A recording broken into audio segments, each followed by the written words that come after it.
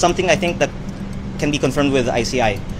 According to the ICI, the number one buyer, according to the ICI, the number one proponent of projects in the DPWH is Zaldico.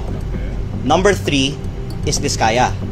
And number 2 is Congressman Edwin Garjola. So at least I can say that.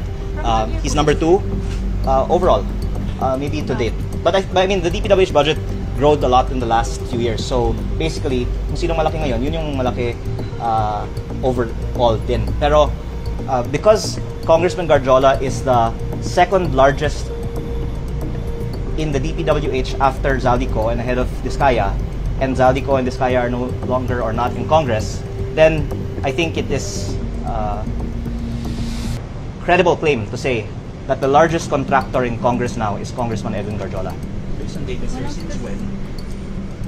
I think you can say ever, because again, the DPWH budget used to be 100 billion and then now it's 1 trillion. So basically, kung sino yung nakakunang malaki in just the last 3-6 years, siya din yung biggest ever. So biggest ever.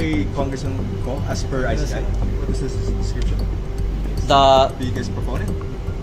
The biggest contractor of projects in the DPWH, or I think proponent or buyer.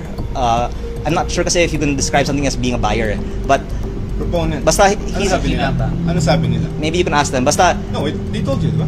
Ano sabi nila? I'm not sure the exact word, but I can say the biggest proponent. I think that's the closest word. But you can check for the right word. But they did say according to ICI, number 1, Zaldico.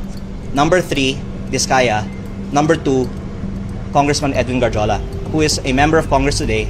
And that's why I'm bringing this up to the media to beg the question, why are we talking about Zaldico and Diskaya, but not to the same extent about Congressman Edwin Garjola? Sir, yung kay Garjola, sir, what specific projects like most po ba ay Roads. flood control projects? Actually, meron din mga flood control projects si Congressman Garjola, which I'm asking our office to compute the number right now. But Congressman Garjola, just to go into a